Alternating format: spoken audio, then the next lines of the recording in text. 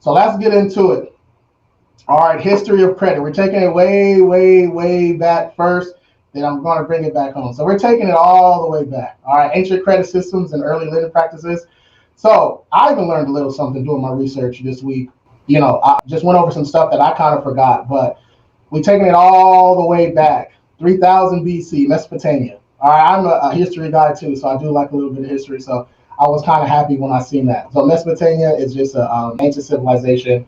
They say that's where mathematics and the Egyptians got their health systems and all that stuff from. So you guys can do a quick Google search on Mesopotamia if you get lost. All right, but back then farmers just borrowed seeds and repaid with the harvest. All right, simple barter system. So a farmer would trade seeds for a goat or something, whatever they were doing back then. And then once the seeds grew to harvest, that's what they would trade with.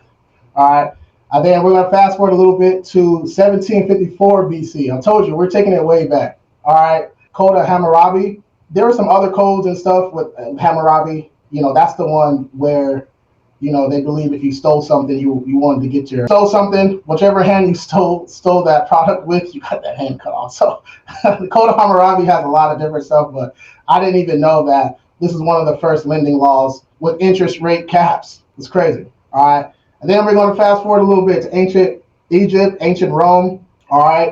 Stored grain as currency. All right. But then Romans, they're the ones that developed merchant lending contracts. All right. So I learned something that I didn't even. All right. Then we're going to fast forward a little bit to medieval Europe. All right.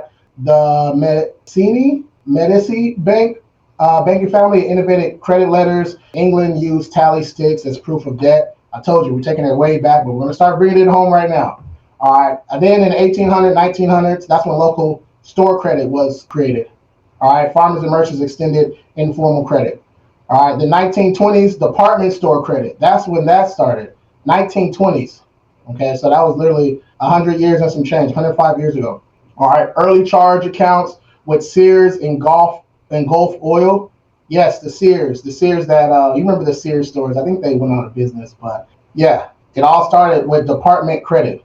All right, in the 1950s, credit cards came about. That's just Diners Club cards became the first universal charge card, followed by American Express and Bank AmeriCard. Later Visa after that. All right, so credit cards were established in the 1950s.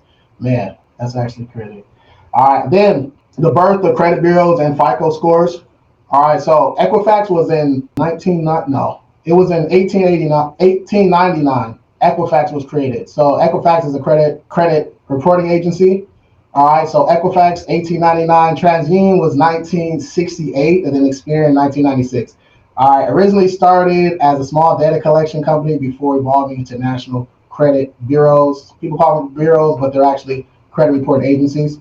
All right, then 1970, that's when the FCRA was established. All right, Fair Credit Reporting Act. That's kind of the laws that the credit report agencies and lenders and stuff have to abide by. That's that FCRA. So I have mentioned that a couple of times, but that was just established consumer protections and disputing rights. All right.